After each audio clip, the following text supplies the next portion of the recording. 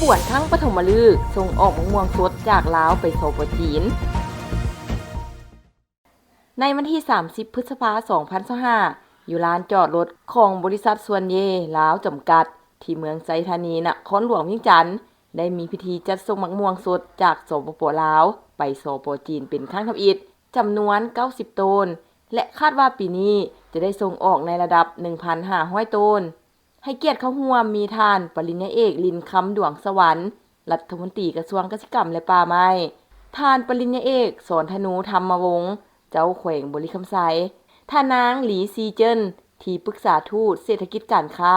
สถานเอกอัครราชทูตสปป.จีนประจำสปป.ลาวและภาคส่วนเกี่ยวข้องเข้าร่วมบริษัทเฮอร์นันซางจิ๋วเทคนิคเกษตรกรรมจำกัดส่งออกมะม่วงจากสปป.ลาวไปยังสปป.จีนครั้งนี้แม่นบุญพื้นฐานความเป็นเอกภาพในจุดประสงค์เดียวกันคือ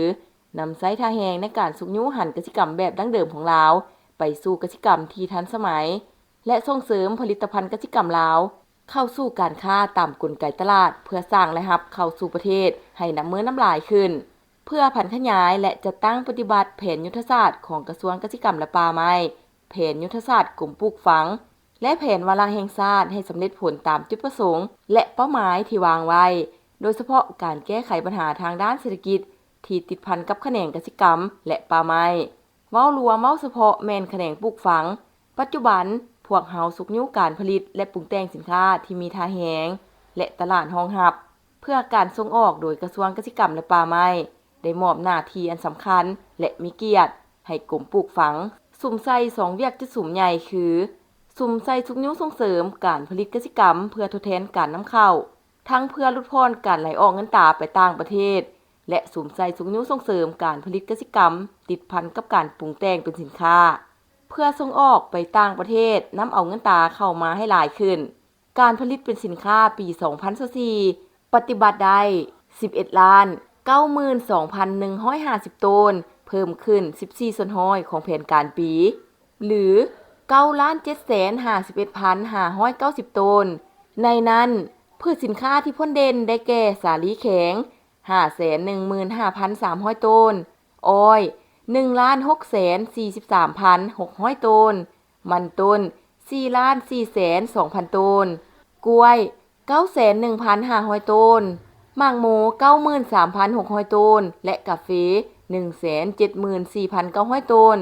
สำหรับหน้าเวียกจะสุ่มต้นตอที่ติดพันกับการผลิตเป็นสินค้า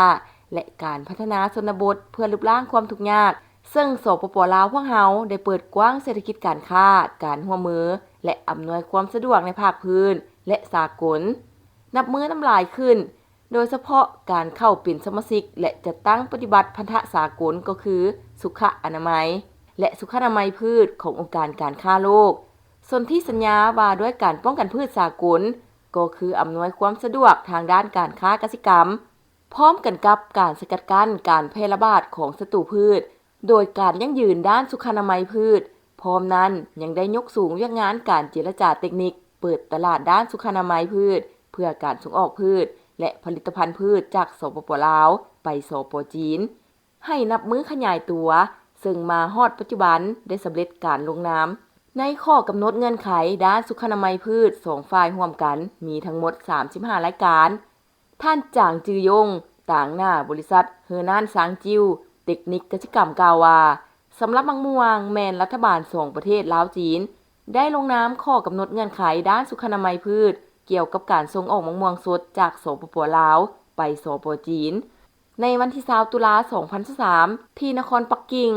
การลงนามข้อกำหนดดังกล่าวก็เป็นนิมิตหมายอันหนึ่งที่มีความหมายความสำคัญที่เป็นโอกาสและเปิดช่องทางในการสร้างมูลค่าการค้าของทั้งสองประเทศและสามารถประกอบส่วนเข้าในการพัฒนาเศรษฐกิจสังคมของสปป.ลาวในระยะผ่านมาการผลิตมะม่วงอยู่สปป.ลาวแม้นมีการขยายตัวพอสมควรซึ่งแสดงออกในปี 2023ทั่วประเทศมีเนื้อที่ปลูกมะม่วงทั้งหมด 2,248 เฮกตาร์ขาดคะเนผลผลิต 27,000 ต้นก่อนหน้านี้พวกเฮาได้ผ่านการจัดตั้งปฏิบัติประเมินความเสี่ยงทางด้านมะม่วงนี้มาแล้วทางออนไลน์ในเดือนเมษาหาพฤษภาจึงได้มีการเซ็นข้อกำหนดเงื่อนไขมะม่วงภายหลังที่ได้เซ็นแล้ว จึงได้มีการกวดกาด้านการจุ่มฮ้อนเทคนิคสำหรับมะม่วงแม่นใช้เทคนิคการจุ่มฮ้อนซึ่งเป็นเทคนิคค่อนข้างยากสำหรับสปป.ลาวที่จะบรรลุมาตรฐานดังกล่าวเนื่องจากส่งผลสะท้อนถึงคุณภาพของสีและการขนส่งย้อนเหตุผลดังกล่าวในต้นปี 2024 องค์การบริหารภาษีจีนจึงได้ประกาศเทคนิคลงเว็บไซต์ฉะนั้นการส่งออกมะม่วงในครั้งนี้มีทั้งหมด90ต้นเป็นต้นเมนรถ3คันและพร้อมนั้นคาดว่าในปี 2025 นี้บริษัทจะส่งออกมะม่วงทั้งหมดประมาณ 1,500 ต้นและในปี 2026 จะส่งออกมะม่วงไปสป.จีนประมาณ 15,000 ต้นสบายดีท่านกำลังซอกดินอยู่แม่นบ่แนะนำดินจัดสรรแบ่งขายบ้านนาไห้เมืองหาดทรายฟองนครหลวงเวียงจันทน์อยู่ใกล้ๆตลาดดงคำสร้างนี่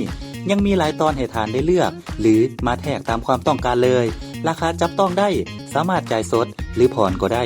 ดินงามทำเลดีเขตชุมชนเส้นทางลักส่วนหลายเป็นคอนกรีตทั้งหมดไปวิทยาลัยดงคำสร้างตลาดครัวมิตรภาพลาวไทยก็สะดวกสบายเหมาะแก่การปลูกสร้างที่อยู่ห้องเซาสร้างเก็บสินค้าหรือซื้อไว้เก็งกำไรในอนาคตยิ่งดีโครงการพวกเฮามีทางปูยางกว้าง6เมตรมีน้ำประปาไฟฟ้าพร้อมของแถมดินจีซีมังเสาหัวที่สำคัญได้ใบตาดินขอบทองจ่ายก่อน